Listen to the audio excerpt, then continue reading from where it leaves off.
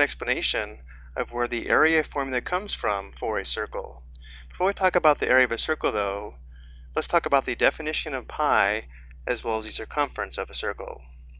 Pi is defined as being equal to the circumference of a circle divided by the diameter.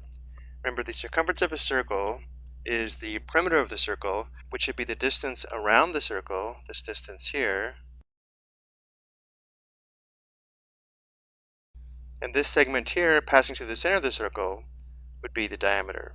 So regardless of the size of the circle, if we take the circumference and divide by the diameter, we'll always get the irrational constant pi, which is approximately 3.14 or 22/7. Now if we take this formula here for pi and multiply both sides of the equation by d, we get the equation for the circumference of a circle, where the circumference is equal to pi times d, or pi times the diameter. And because 2 times the radius is equal to the diameter, we can also express the circumference as the circumference equals 2 pi r, or 2 times pi times r. And now let's talk about the area of a circle. The area formula for a circle is given to be a equals pi r squared, but the question is, where does this formula come from? To understand where this formula comes from, what we want to do is divide the circle into equal pieces called sectors, and then take those sectors and try to form a rectangle. So if we cut this circle into 4 sectors, we could try to form a rectangle like this shape here on the right. We'll notice how we put 2 sectors on the left and 2 sectors on the right. Of course, it doesn't look much like a rectangle, but let's see what happens as we increase the number of sectors. So using this Wolfram demonstration, let's see what happens to the shape on the right as we increase the number of sectors. Notice as the number of sectors increase, the shape looks more and more like a rectangle. In fact, as the number of sectors approach infinity, the shape on the right does approach the shape of a rectangle. So the key to understanding the formula for the area of a circle is to understand the dimensions of this shape here on the right that's approaching the shape of a rectangle. So going back to our presentation, let's go ahead and assume this shape on the right is a rectangle. And notice how if this is the radius of the circle, it would correspond to this length of the rectangle. So let's go ahead and label this r for the length of the radius. And now if we take the circumference of the circle and cut it in half, because the circumference is equal to 2 pi r, well, half of 2 pi r would be pi r.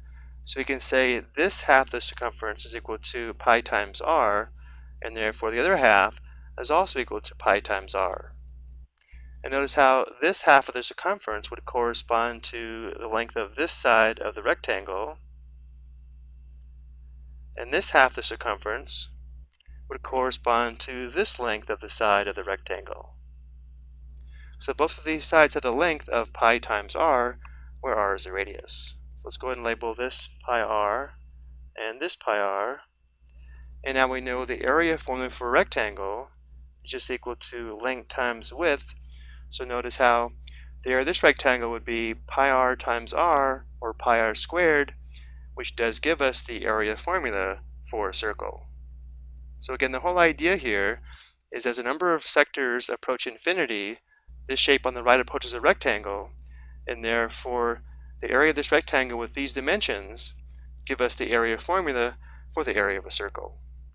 Here we're asked to determine the exact area of a circle with a radius of 8 centimeters, and then round the area to 2 decimal places. So using our area formula, we'd have area equals pi times 8 squared, which would be 64 pi, and this is area, and the length is given as 8 centimeters, so this would be 64 centimeters squared. Let's also get a decimal approximation using the calculator. So this calculator does have a pi key, so I'm going to enter 64, and then second, and the exponent key brings up the pi, enter. To 2 decimal places, the area is approximately 201.06 square centimeters.